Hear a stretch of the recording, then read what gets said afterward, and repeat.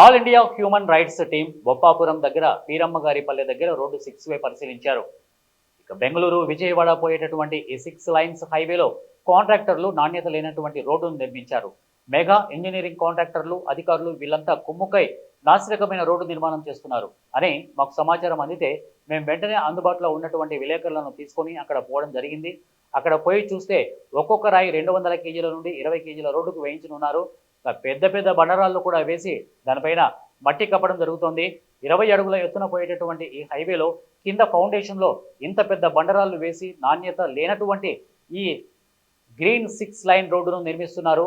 ఎంతో కాలం రోడ్డు ఉండదు. మరి ఈ కాంట్రాక్టర్లు ఈ విధమైనటువంటి నాణ్యత లేని రోడ్డును నిర్మిస్తుంటే అధికారులు కాంట్రాక్టర్ల పైన ఎందుకు చర్యలు తీసుకోవడం లేదు?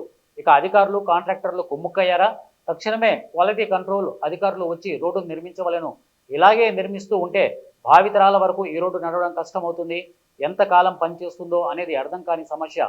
టోల్ గేట్ల ద్వారా వేల కోట్లు వసూలు చేస్తున్న నాణ్యత లేని ఇలాంటి రోడ్లను అధికారులు తక్షణమే స్పందించి సంబంధిత కాంట్రాక్టర్లపై చర్యలు తీసుకోవాల్సిందిగా all India human rights demand చేస్తోంది. ఈ రోడ్డు గురించి మెగా ఇంజనీరింగ్ కంపెనీ వాళ్ళు చెప్పాలి. మరి క్వాలిటీ కంట్రోల్ వాళ్ళకి ఏం చేస్తున్నారు? 24 గంటలు క్వాలిటీ కంట్రోల్ వాళ్ళు రోడ్డు తనిఖీ చేస్తూ వెళ్ళాలి. మరి కాంట్రాక్ట్ చేసే పనులు నాసిరకం అడ్డుకునే బాధ్యత వాళ్ళకుంది.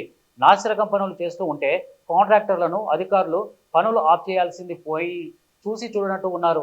అలాంటి నాసిరకం పనులు క్వాలిటీ కంట్రోల్ వాళ్ళతో చెక్ చేపించి తిరిగి రోడ్డు నిర్మించాలని, సరైన గ్రావెల్ వేయాలని, సరైన రోడ్డును నిర్మించవలసిందిగా ఆల్ ఇండియా హ్యూమన్ రైట్స్ను కోరుకుంటున్నారు.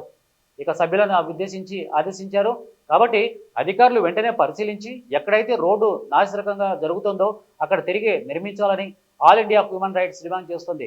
ఎవరు దీనికి బాధ్యులైతే వారిపై చర్య తీసుకోవాలని, తిరిగి రోడ్డు మంచిగా నిర్మించాలని, దీని మీద వెంటనే అధికారులు స్పందించాలి. లేదంటే దీని మీద చట్టపరమైన చర్యలు తీసుకోవాలని కోర్టును ఆశ్రయించవలసి వస్తుంది.